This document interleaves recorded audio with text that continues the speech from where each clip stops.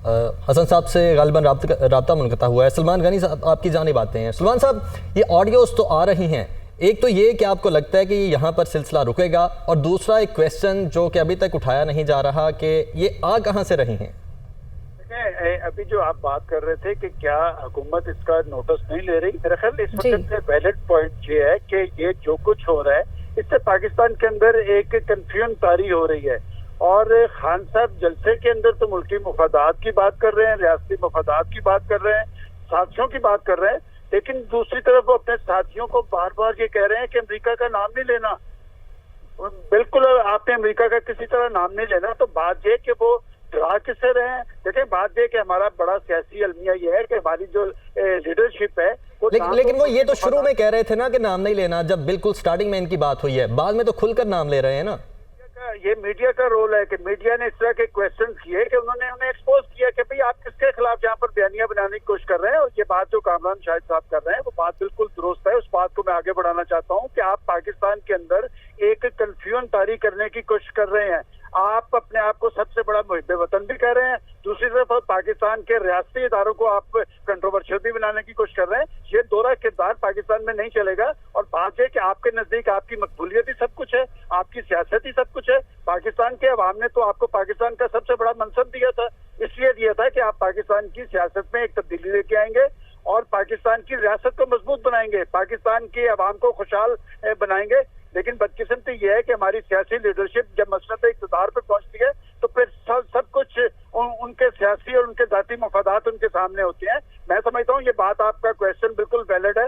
पाकिस्तान की हुकूमत को और रियासती इदारों को इस सारी सूरत का नोटिस लेना चाहिए और सिर्फ कमेटी पे इक्तफा नहीं करना चाहिए। प्राइम मिनिस्टर साहब कहते हैं कि हमने एक हाई पावर्ड कमेटी बना दी। पाकिस्तान के अंदर कमेटियों का रोल जो है वो कभी इतना इम्पोर्टेंट नहीं ना, और ना ही उन कमेटियों की रिपोर्ट्स नहीं आई वक्ती तौर पे। मैं समझता हूँ फौरी तौर पे जो रियासत के जिम्मेदार अदारे हैं उन्हें इस सूरत का नोटिस लेना चाहिए।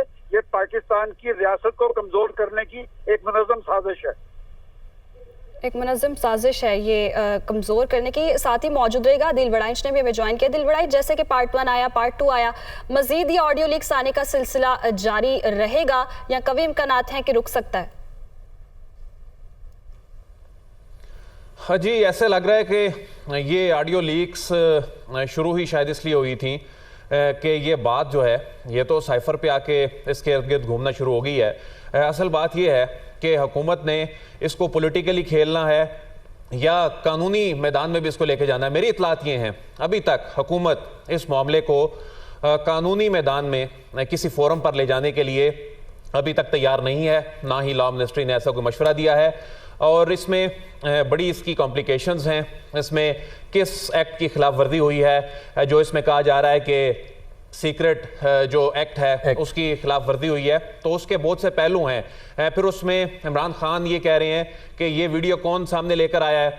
फिर इस वीडियो के अंदर देखें, जहां पहली वीडियो के अंदर आजम खान ये कह रहे हैं, ऑडियो के अंदर जो ऑडियो है उसके अंदर जो आजम खान ये कह रहे हैं कि मैं अपनी मर्जी के मिनट्स लिख देता हूं, तो दूसरी ऑडियो के अंदर उसकी जो सब टाइटलिंग है उसमें इमरान खान जब बात कर रहे हैं तो उसमें मर्दी का लफ्ज सब टाइटलिंग में है, उस ऑडियो के अंदर नहीं है। इसका मतलब है कि इस मामले को भी डिस्टॉर्ट करने की कोशिश की गई है।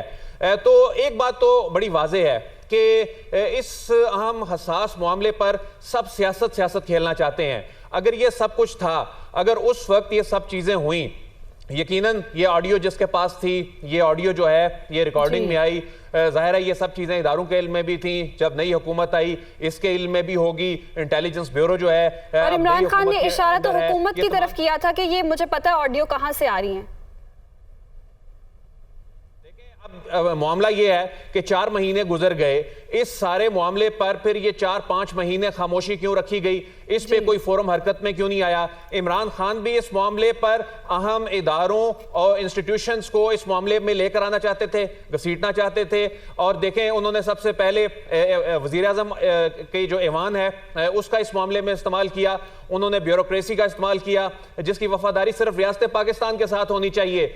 इमरान खान साहब जो हैं उन्होंने इस मामले को सुप्रीम कोर्ट ले जाना चाहा, सुप्रीम कोर्ट को इस मामले में लेके आना चाहा, सुप्रीम कोर्ट आई नहीं। उन्होंने इस मामले को पार्लियामेंट ले जाना चाहा और पार्लियामेंट ने भी इस मामले की बुनियाद पे जो तहरीक अदम एतमाद वाला जो मामला था वो खत्म हुआ और उसके बाद वो उड़ गया। लेकिन अब इस मामले पे हुकूमत ने क्या करना है? ठीक है, इमरान खान ने तो अपना बयानिया बनाने के लिए इतने हसास तरीन मामले पर ये तमाम चीजें तैयार की। वो आजम खान साहब जो हैं वो रियासत पाकिस्तान के साथ लॉयल्टी के बजाय इमरान खान के साथ लॉयल्टी दिखा रहे हैं और ये बता रहे हैं कि आप कहें तो हम मर्जी के मिनट्स लिख लें। हुकूमत इसको लीगली परस्यू नहीं करना चाह रही, आपके पास ये इंफॉर्मेशन है या जो आपके पास खबर पहुंची है, लेकिन हुकूमत की मंतक क्या है इसके पीछे?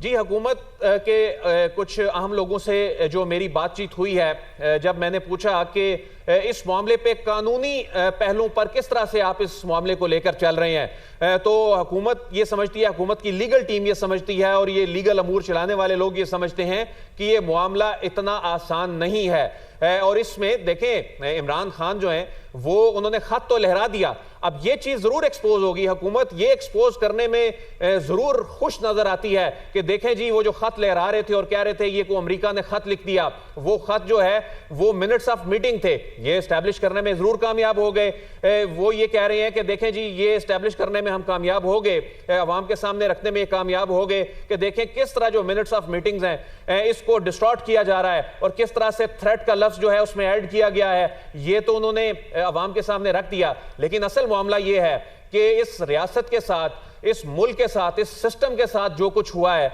जो कुछ मजाक हुआ है, उस पे कोई निमटने के लिए तैयार है या नहीं? मुझे तो कोई तैयार नजर नहीं आता। जिम्मेदारी तो हुकूमत की ही है ना इस पर। तो पहले ये 4 महीने जिम्मेदारी हुकूमत की है इस मामले पे, लेकिन हुकूमत तैयार नहीं है, लेकिन एसओपी का फैसला किया है। अगर बात एसओपीज की जाए तो एसओपीज तो बना दिए गए थे। अगर हुकूमती रहनुमाओं की ऑडियो लीक्स की बात की जाए तो उसके बाद एसओपी ये बनाया गया था कि जी स्मार्टफोन नहीं अलाउ होंगे। एसओपीज बना देना सिर्फ काफ़ी नहीं है, ये तहकीकात क्यों नहीं की जा रही? बस एसओपीज बना दिए गए, ये तहकीकात क्यों नहीं की जा रही कि ऑडियोज आ कहाँ से रही हैं? इस हवाले से क्यों खामोश दिखाई दे रही है हुकूमत?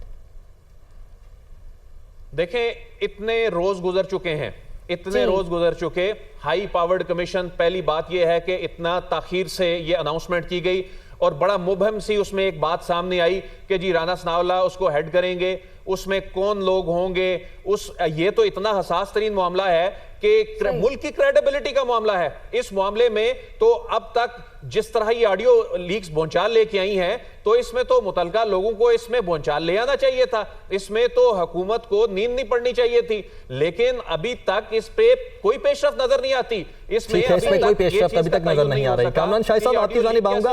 एक तो ये जो ऑडियो अब दूसरी सामने आई है, इसके बाद क्या ये लगता है आपको कि जो साजिश का बयानिया था वो बिल्कुल झूठ था?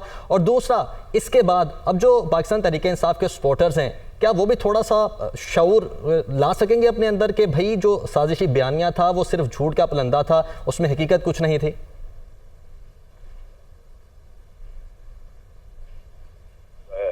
उससे 4 गुना दफा ज्यादा